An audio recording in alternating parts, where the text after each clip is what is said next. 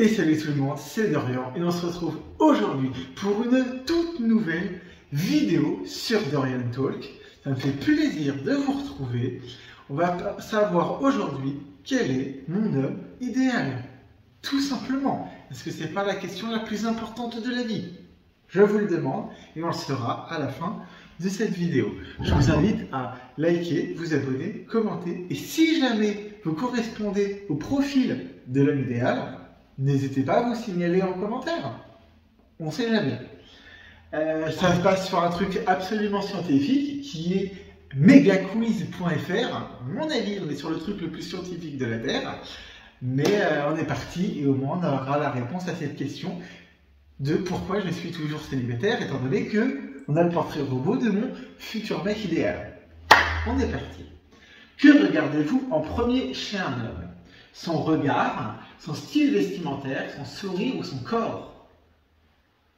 Bah déjà son corps c'est difficile parce qu'on croise rarement les gens à poil. Voilà.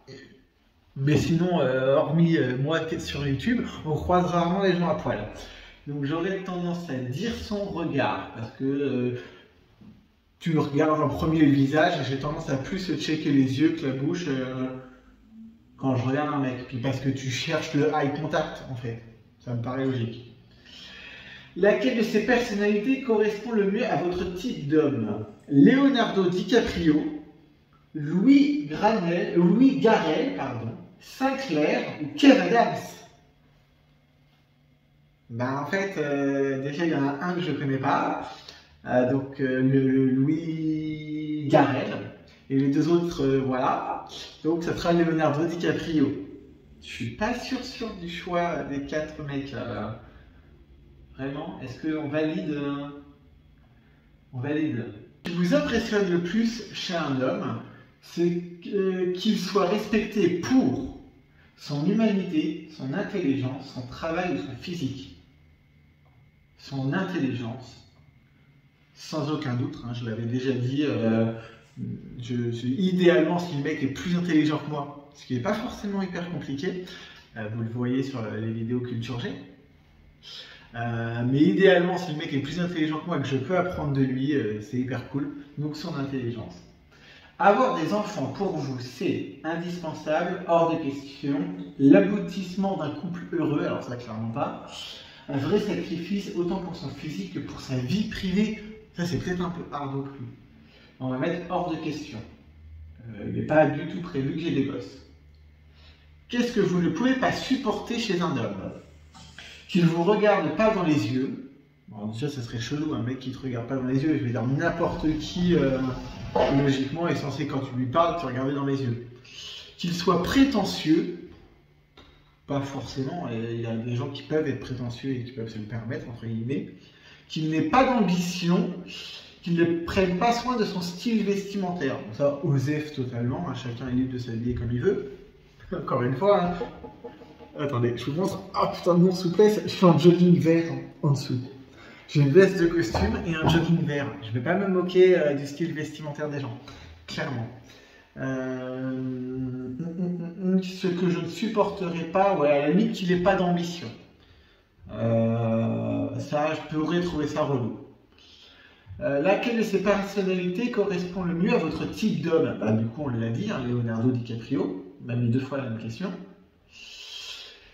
Combien de temps a duré la plus longue de vos relations? Ben, 1 an.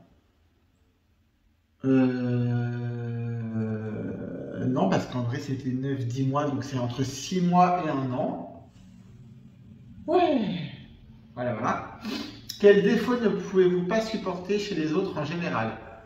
Ben les autres, tout le mec pas sociable, ben, ce que je peux pas supporter chez les autres, c'est les autres justement. Le manque d'humour, ça serait chiant. Le manque de curiosité, c'est pas ouf non plus. La radinerie, on s'en fout. Et la laideur. À quel moment dans le test, la question c'est quel défaut ne pouvez-vous pas supporter chez l'autre? Et la réponse D c'est la laideur. Déjà c'est vachement subjectif. Je peux trouver des mecs très beaux et vous les trouverez moches et vice versa. Vous voyez ce que je veux dire? Donc c'est très subjectif et c'est chelou comme truc. En gros, ça serait plus le manque d'humour ou le manque de curiosité. Non, un manque d'humour, ça serait chiant. Je passe ma vie à raconter des conneries. Si le mec derrière, il est pas drôle ou qu'il comprend pas dans mon humour, ça serait chiant. Un ex de votre copain vous invite à manger chez lui, avec lui. Comment réagissez-vous? Donc on fera un dîner à 3, quoi. Vous acceptez avec plaisir, vous faites semblant d'être malade et laissez votre mec y aller seul. Vous acceptez d'y aller par curiosité. Vous refusez catégoriquement d'y aller et qu'il y aille. Donc en gros, je serai invité par l'ex de mon mec à bouffer, tous les deux, plus son ex. Bon là, mon côté pas social me dit que c'est non. Mais en vrai, j'accepte avec curiosité quand même. Plus qu'avec plaisir, parce que je suis pas assez social pour accepter avec plaisir. Mais par curiosité, juste pour voir un peu, en savoir un peu plus sur son ex. Oui. Qu'est-ce que vous ne pourriez pas supporter d'un homme qui ne s'entende pas avec votre meilleur ami? Bon, du coup, là, problème réglé. Qu'il ne soit pas du tout cultivé, plus problématique. Qu'il vive à vos crochets, problématique aussi dans l'absolu. Qu'on ne gagne pas le même argent, alors je dis ça alors que j'ai pas de job officiel, hein. Mais qu'on ne gagne pas le même argent, c'est pas gênant. Qu'il ne prenne pas soin de lui.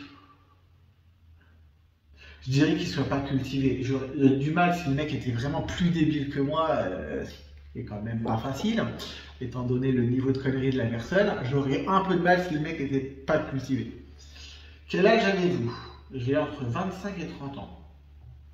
C'est quoi cette question de merde? Quel serait l'endroit idéal pour votre première nuit d'amour? Une maison à la campagne avec cheminée, chez vous, un hôtel 4 étoiles, son appartement. Bah, chez moi. Tout simplement parce que je préfère être à l'aise, être à la maison, tranquille, en terre inconnue. Ça rajoute pas de stress. C'est vrai que je préfère toujours être chez moi. Et même pour un plan cul, même si ça m'arrive à l'extérieur des fois, hein, idéalement à choisir, je préfère être chez moi. Voilà.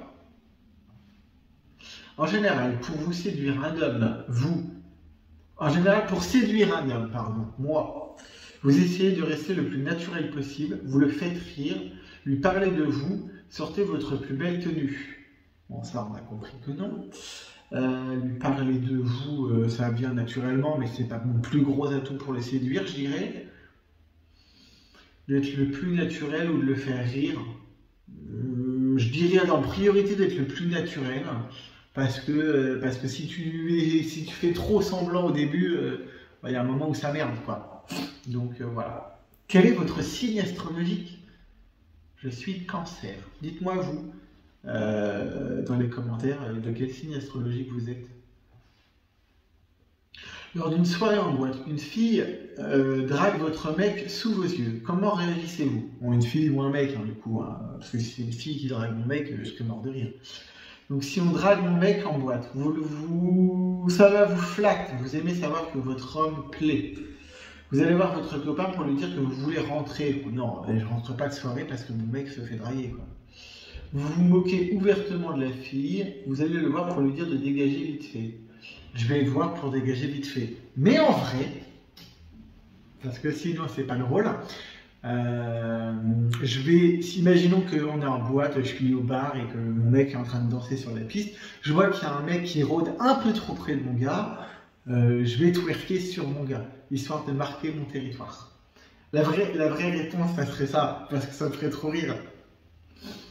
Vous ne pourriez pas supporter que vos proches trouvent votre copain égoïste, idiot, vulgaire ou moche. Bah, imaginons que ma famille n'accepte pas mon copain parce qu'il est l'un des 4. Bah, je m'en bats les steaks en fait. C'est pas eux qui feront leur vie avec. Mais disons que le pire, ça serait qu'ils le trouvent égoïste. Parce qu'ils le trouvent idiot, bah ça c'est au degré de chacun, donc ça me choque pas. Moche, bah pareil, c'est au degré de chacun, donc ça me choque pas. Et vulgaire, pareil, moi les gens pensent que je suis vulgaire. Après, est-ce que je me considère comme étant vulgaire? Moi non. Est-ce que je le suis? C'est possible, mais à titre perso, je me trouve pas vulgaire. Voilà. Donc je dirais que le pire, ça serait égoïste. Quel serait l'endroit idéal pour vous installer avec votre amoureux? Une maison à la campagne, n'importe où, un grand appartement à Paris, une maison en banlieue dans une petite ville. Moi, il y a quelques années, vous aurez dit un grand appartement à Paris. Aujourd'hui, une maison avec un petit terrain en banlieue serait mieux. Oh putain, je vais devenir un trentenaire. Mais c'est vrai que d'avoir un petit bout de terrain, quand même, ça serait cool. Voilà. Alors, votre homme idéal. Ah ouais, sans surprise, l'homme de votre vie sera intellectuel. Sortie culturelle, film, grande discussion. Vous avez besoin d'un homme qui a envie de s'instruire et qui pourra vous passionner par ce qu'il aime. Voilà. Si jamais tu es intellectuel, que tu aimes les sorties culturelles, les grandes discussions et que tu as des choses à apprendre, n'hésite pas dans les commentaires à faire acte de candidature et on fera un bachelor l'année prochaine. Mais voilà, dites-moi un peu ce que vous avez pensé de tout ça. Et je vous dis à bientôt pour une nouvelle vidéo. N'hésitez pas à liker, commenter et vous abonner. Je vous fais des bisous. Ciao!